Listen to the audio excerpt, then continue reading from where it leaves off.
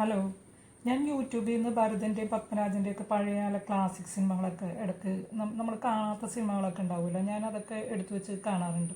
അപ്പോൾ ഈ അടുത്ത് ഇപ്പോൾ വിശ്വനാഥൻ സൺസ് സൂര്യയും അമിതയും ഒരുമിച്ച് അഭിനയിച്ച സിനിമ, അത് വ്യത്യാസമുള്ള രണ്ട് വ്യക്തികളുടെ, സൂര്യക്ക് 42 വയസ്സും അവൾക്ക് എന്തോ 20 വയസ്സ്, അങ്ങനെ എന്തോ അത്രയധികം വ്യത്യാസമുള്ള ആളുകളുടെ സിനിമയാണല്ലോ അത്. അപ്പോൾ ആ സിനിമ കണ്ടപ്പോൾ എനിക്ക് ഓർമ്മ വന്നത് മമ്മൂട്ടിയും ശോഭനയും കൂടെ അഭിനയിച്ച ഒരു സിനിമയുണ്ട്, കാണാമറയത്ത്.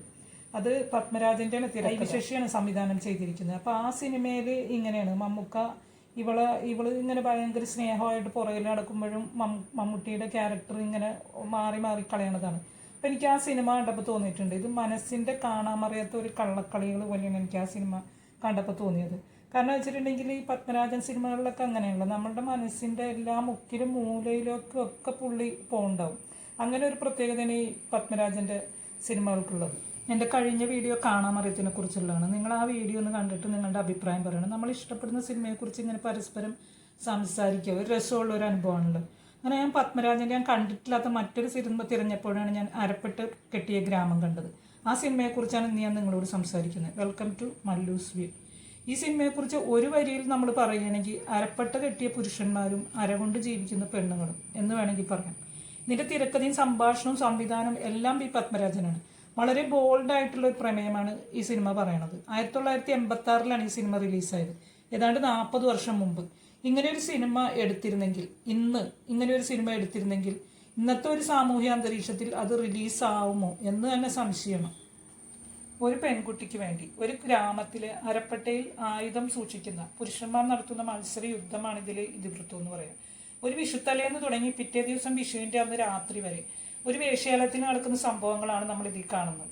വേശ്യാവൃത്തിയിലേക്ക് വലിച്ചിഴക്കപ്പെടാൻ ഒരു പെൺകുട്ടി അനുഭവിക്കേണ്ട ഭേദ്യങ്ങളും അവൾക്ക് വേണ്ടി കടിപിടി കൂടുന്ന രണ്ട് സമുദായത്തിലെ പുരുഷന്മാരും. ഇതിൽ മമ്മൂട്ടിയുടെ സെക്രട്ടറിയുണ്ട്, നെടുമുടി വേണുവിൻ്റെ ഗോപി, അശോകൻ്റെ ബിലാൽ. ഇവർ 3 പേരും ഒരു വിഷുത്തലേന്ന് ഒരു ഗ്രാമത്തിലെ വേശ്യാലയത്തിലേക്ക് എത്തുന്നതോടുകൂടിയാണ് നമ്മൾ ഈ കഥയിലേക്ക് കയറുന്നത്. സുകുമാരിയുടെ മാളുവമ്മയാണ് ഇതിൻ്റെ നടത്തിപ്പുകാർ. ചാലക്കുടി എന്ന അവരുടെ പേര് കേട്ട തറവാട്ടിൽ തന്നെയാണ് അവർ ഈ സ്ഥാപനം നടത്തുന്നത്. ഒരു 4 കെട്ട് പേരാ. ഇതിലെ അഭിനയത്തിന് സുകുമാരിക്ക് മികച്ച സഹനടിക്കുള്ള കേരള സംസ്ഥാന പുരസ്കാരം ലഭിച്ചിട്ടുണ്ട്. മാളുവമ്മയുടെ മകനായിട്ട് ഇതിൽ ജഗതിയുണ്ട്. ജഗതിയുടെ ക്യാരക്ടർ മമ്മൂട്ടിയുടെ ചോദിക്കുന്ന ഒരു ചോദ്യമുണ്ട്, തറവാട്ട് മഹിമ വെച്ച് ആരോടും ഇറക്കാൻ പറ്റില്ലല്ലോ എന്ന്. അമ്മ തറവാടിത്തത്തോടെ ചെയ്യുന്ന ഈ ഒരു കാര്യത്തിൽ മകനും കൂട്ടാണ്. അയാൾ ഭാര്യയുമായി വേറൊരു വീട്ടിലാണ് താമസിക്കുന്നത്. രാവിലെ 2 കുഞ്ഞുങ്ങളുമായിട്ട് അയാൾ ഇങ്ങോട്ട് വരും. ഭക്ഷണം നടക്കുമല്ലോ എന്നാണ് അയാളുടെ വാദം. ജഗതി ഗംഭീരമായി തന്നെ ആ ക്യാരക്ടറിനെ ചെയ്തിട്ടുണ്ട്, ഭാസ്കര മേനോൻ എന്ന ആ ക്യാരക്ടറിന്. മമ്മൂട്ടിയെക്കുറിച്ച് പറയുകയാണെങ്കിൽ, മമ്മൂട്ടിയുടെ സെക്രട്ടറിയെ കുറിച്ച് പറയുകയാണെങ്കിൽ മദ്യപാനം അയാൾക്ക് ഒഴിച്ചുകൂടാനാവാത്തതാണ്. പക്ഷെ സ്ത്രീകളോട് വലിയ താല്പര്യമില്ല. അശോകന്റെ ബിലാൽ ഒരു ചെറിയ പയ്യനാണ്, പക്ഷെ അവൻ ആദ്യമായിട്ട് വലിയ താല്പര്യത്തോടു കൂടിയാണ് ഇങ്ങോട്ട് വന്നിരിക്കുന്നത്. നെടുമുടി വേണുവിൻ്റെ ഗോപിക്ക് മദ്യപാനവും പെണ്ണും ഒരുപോലെ താല്പര്യമാണ്. മാളുവമ്മ ചതിയിൽപ്പെടുത്തിയിട്ടാണ് ഈ ഗൗരി എന്ന് പറയുന്ന പെൺകുട്ടീനെ ഇങ്ങോട്ട് കൊണ്ടുവന്നത്.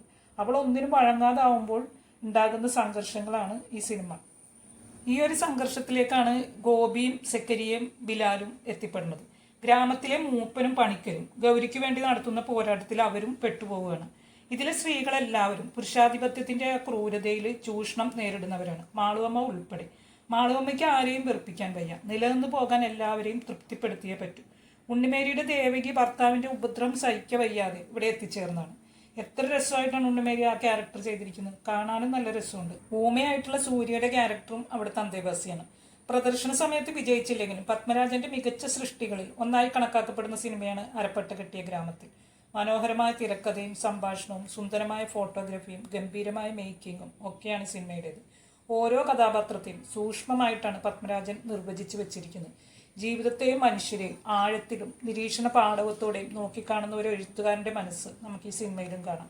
വേശ്യാലയത്തിൻ്റെ ഒരു അന്തരീക്ഷത്തിലും അശ്ലീലമോ ആഭാസതരമോ ഒന്നുമില്ലാതെയാണ് സ്ത്രീ പുരുഷ ബന്ധങ്ങളെ സംവിധായകൻ ഇതിൽ കാണിച്ചിരിക്കുന്നത്.